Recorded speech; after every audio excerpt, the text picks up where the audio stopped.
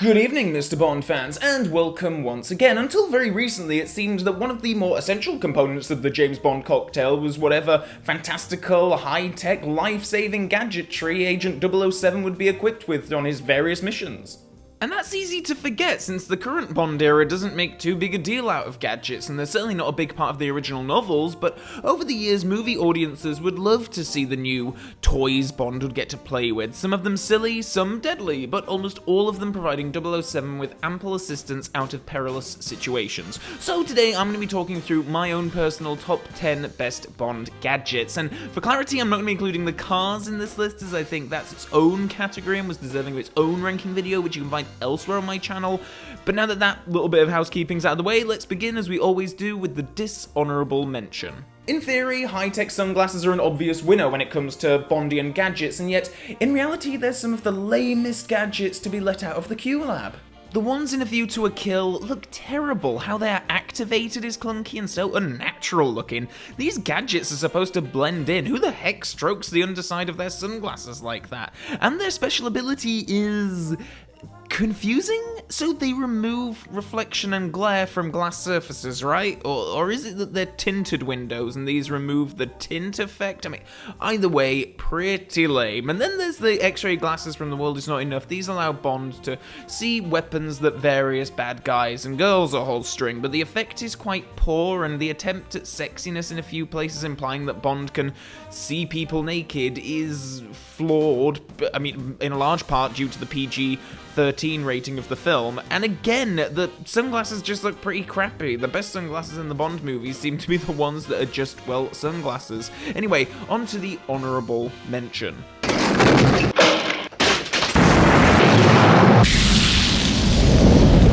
So I know that this is a major cheat because I'm including numerous ones in this, but there are just so many fantastic background gadgets in Q branch scenes that I wanted to give them a general shout out, because for my actual top 10 I've tried to include gadgets that have had some role in advancing the plot or saving Bond's life, and while there are a lot of amazing things in Q's lab in almost every film, a lot of them are there for a visual gag and nothing more, so I feel it's unfair to compare, say, the airbag phone booth or the Razor umbrella with something that actually came in handy for Bond out in the field. Still, it's been so long since we had a proper Q scene with a bunch of great explosions and things going on in the background. I'm really hoping that Bond 25 brings some of that back, and if not Bond 25, then hopefully when they reboot with another actor.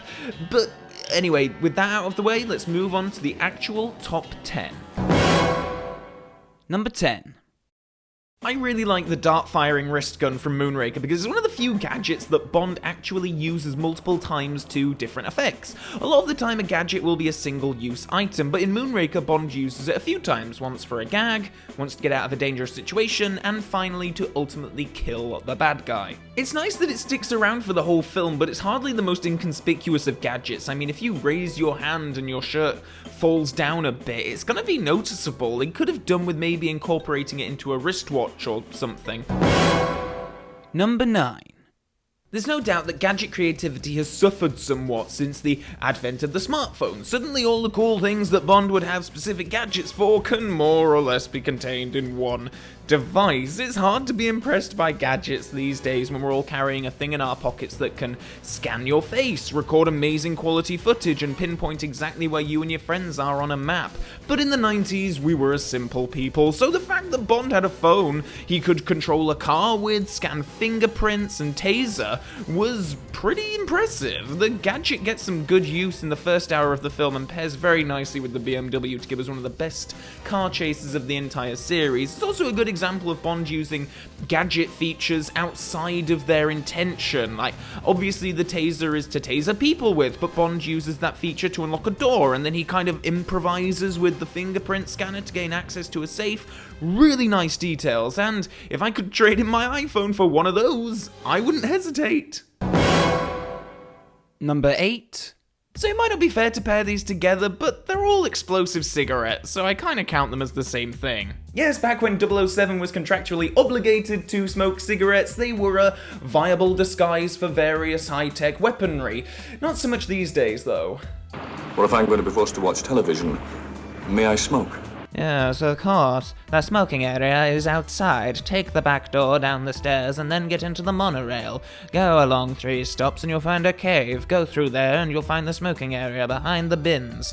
Oh, and be sure to drop the cigarette butt in the provided ashtray or you could face up to £100 fine. The cigarette from You Only Live Twice provides Bond with just the firepower he needs to save the day, and in License to Kill, it's handily paired with some explosive toothpaste to create an even bigger bang. Q has some pretty nifty gadgets in License to Kill, despite it being one of the more grounded movies in the series. Not sure cigarettes would be the best vessel for gadgets in this day and age, but back then they were really neat. Number 7.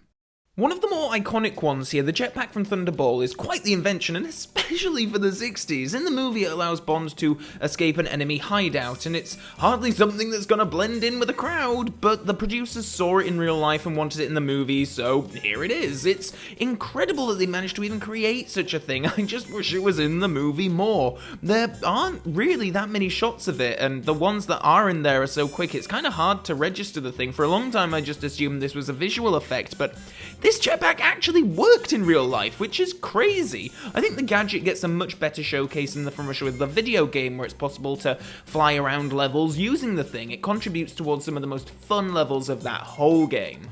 No well-dressed man should be the first one. Yes, very practical. Number 6.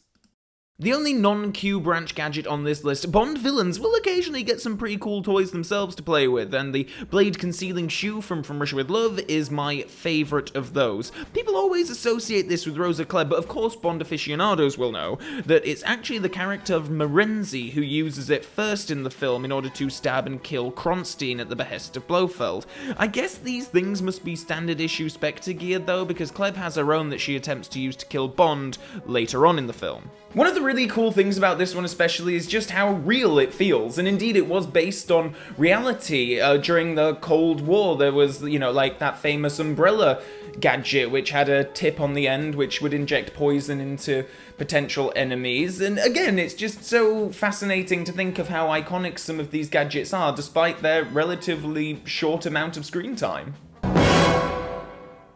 Number 5. Despite Q not being present in Live and Let Die, Bond is still equipped with a lovely bit of kit in the form of a magnetic wristwatch. This gadget gets a lot of screen time, which I really like, and it contributes towards a love scene, provides an essential service to save Bond's life, and, unlike a lot of Q gadgets, proves to be quite useless in another situation. This may seem like a really inconsequential thing, but I actually love that the gadget, fails when Bond tries to use it to attract a boat in order to escape the crocodile farm. By now in the series, it was cliché that Bond would always have a gadget handy to get him out of a particular situation, and this certainly plays that way until it turns out that the boat is tethered and can't be dragged over. It's a nice little surprise, and then prompts Bond to get out of the situation using his own wits and agility. It's also a little incomprehensible that the watch also contains a buzzsaw, which is a huge deus ex machina. If Bond is going to use a gadget in Act 3, it needs to be set up in Act 1, because otherwise it is a bit jarring, but still, pretty cool features overall, and I absolutely love how much screen time this particular gadget gets. Sheer magnetism, man. Number 4.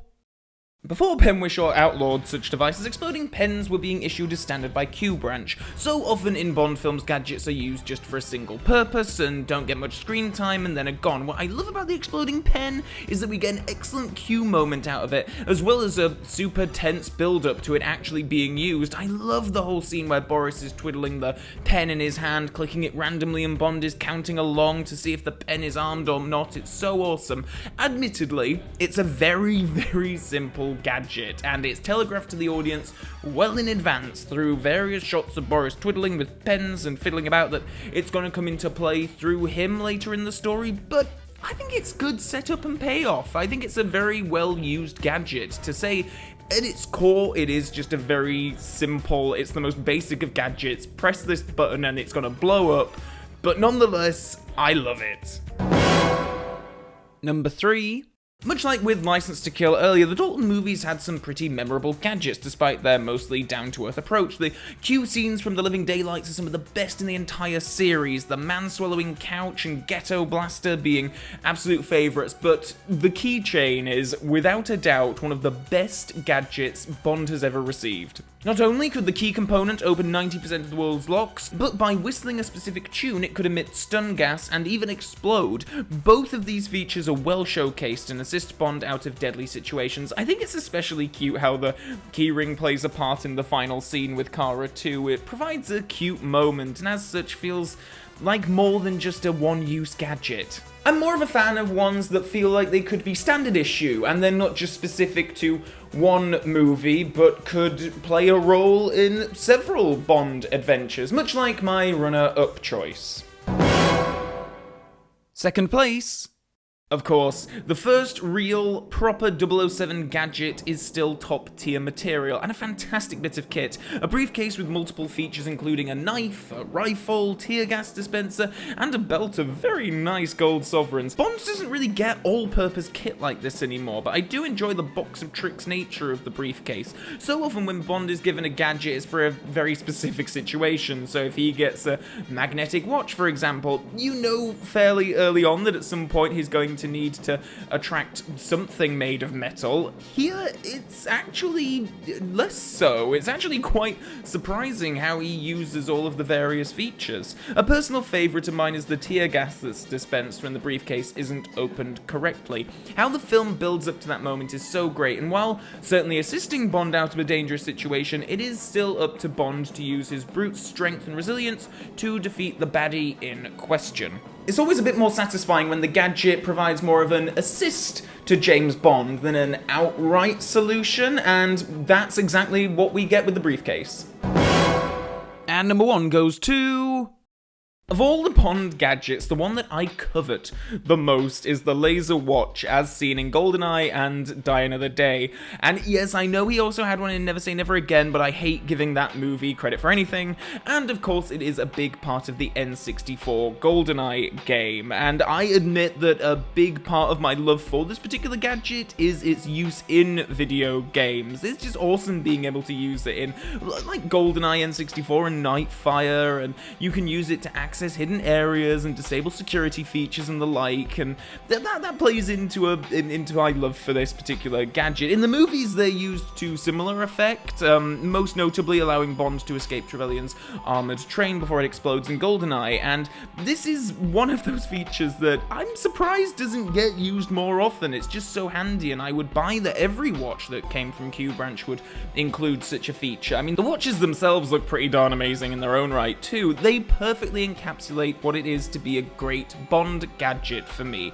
Unsuspicious, but secretly containing incredible powers that you could never actually get in real life. And so that's my rundown of my top 10 best James Bond gadgets. Have I missed any obvious ones? Please do point out in the comments below if I have, or indeed what your top 10 gadgets would be. And as always, please feel free to check me out on the various social media links, Facebook, Twitter, and Patreon if you wish to support me on there and vote on what non-Bond spy review I'm going to be doing on the channel next month.